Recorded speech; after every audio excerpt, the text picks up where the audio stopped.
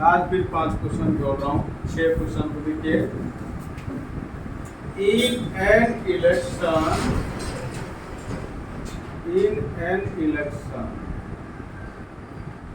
between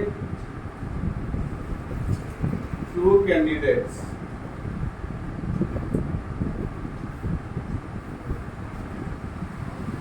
one got 55% of the total valid votes,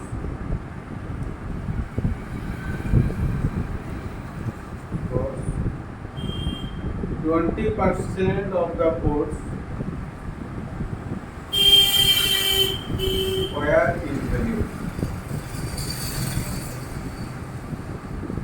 If the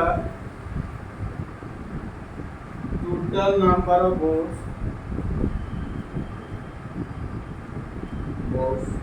polled was 7,500, then what is the number of valid votes in favor of the other candidate?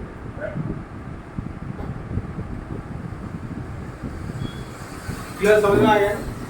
ये बोलता है पहले तो आप question देखेंगे ना, तो फिर आप सब फिगर को अंडरलाइन कीजिए, बोला कीजिए, जो भी आपको मूड में आ रहा है ये देखिए।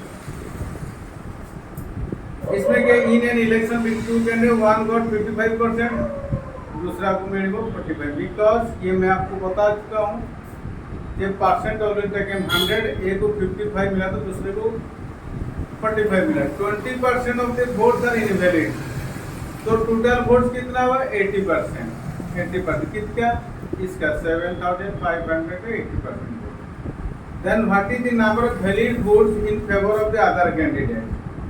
तो इसको 100 मानेंगे तो फिर समझे ना, फिर 100 मानेंगे तो फिर 45 कितना होगा? तो इसको इतना ही बना लीजिए, इसको काटे, इसको काटे, गुणा कीजिए 75 into 36,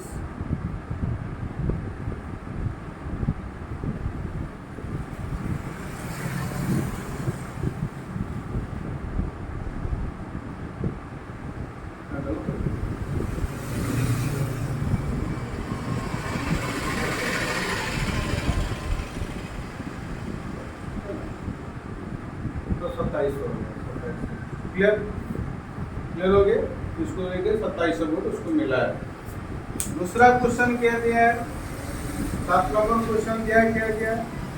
आप धीरे धीरे इसको पढ़िए, अच्छा से पढ़िए, जीएस पढ़िए, अच्छा से जीएस पढ़िए, पेपर जीएस, पेपर को पढ़ के जीएस पढ़िए। जीएस बिल्कुल नहीं पढ़ रहा है आप, पुराना क्वेश्चन मत लिखिए, पुराना जीएस में नहीं आना वाला है।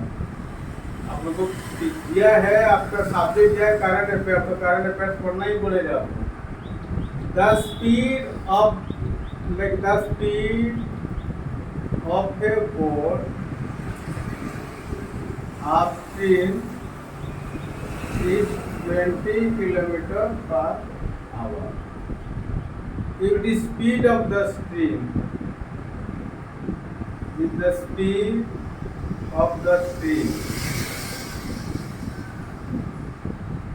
is 3 km/h,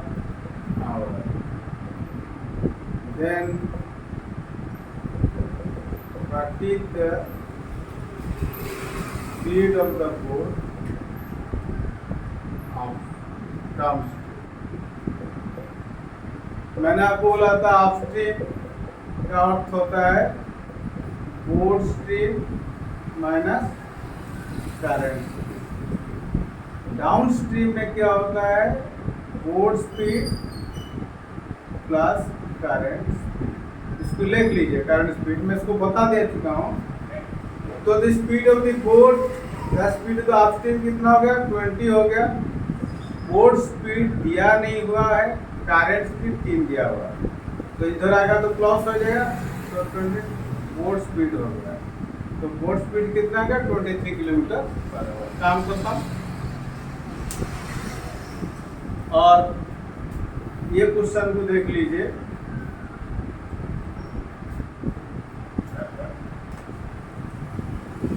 आठ नंबर क्वेश्चन कह दिया, the selling price of 5 shares is equal to the cost price 3 shares. What is the profit or loss percentage? Question में क्या होता है, प्रॉफिट और लॉस दे दिया होता है ना, ये बड़ा हम मैंने कंफ्यूजन चीज दे देता है, कंफ्यूज हो जाते हैं थोड़ा। तो 5 selling price equal to 3 cost price, समझ में आ गया।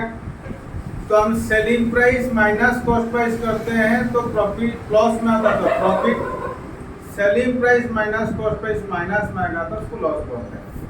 तो 3 selling price minus 3 cost price कुल माइनस 2 SP हो जा रहा है, तो लॉस हो रहा है। लॉस थोड़े से लिया जाता है, 5 से 2 लॉस, एक में 2/5 और 100 में कितना, तो आपको 40% लॉस हो गया। क्वेश्चन बात समझ आ गया, 40% आपको लॉस हो गया। अगर दूसरा मेथड आप इसको बनाना चाहेंगे तो 5 और 3 में एलसीएम निकालिए, 15 होगा। अगर 5 को 1 रुपया में बेच रहे, 1 को 1/5 और 15 को बेच रहे आप 3 रुपया में बेच रहे हैं, ये सेलिंग प्राइस हो गया। खरीदे कितना, खरीदे 3 को 1 में खरीदे हैं, 1 को 1/3 और 15 को खरीदे हैं 5 रुपया में। 5 रुपया में खरीद रहे, 3 में बेच रहे, तो जरूर लॉस होगा। 5 में 2 लॉस, 1 में 2/5 और 100 में आपको 40% लॉस होगा। क्लियर। उसके बाद देखिए,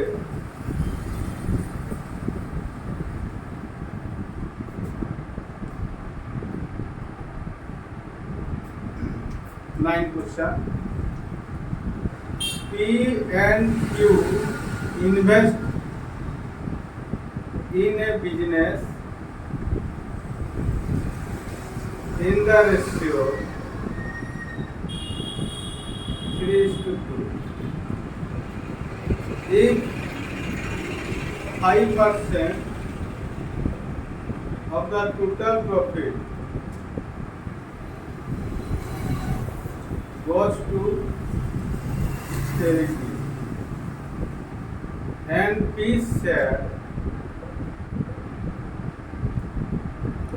is 855 rupees, then what is the total? Then what is the total profit? बात दे दिया है, तो 5% प्रॉफिट गोज टू चैरिटी रहा कितना, 95% प्रॉफिट रहा।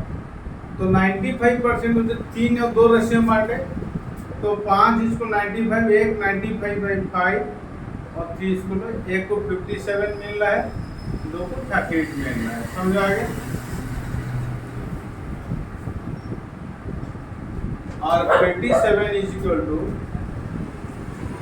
855, 1 इज इक्वल टू 57 और 100 इसको कितना हो रहा है, ये आपका हो गया 15। आप समझा रहे, उसके लिखिए 10 क्वेश्चन, 10 डेली क्वेश्चन 5 छोड़ सकते हैं, उससे ज़्यादा छोड़ ही नहीं सकते। 10 क्वेश्चन के लिए 2 numbers are respectively 20% and 50% more than a third number.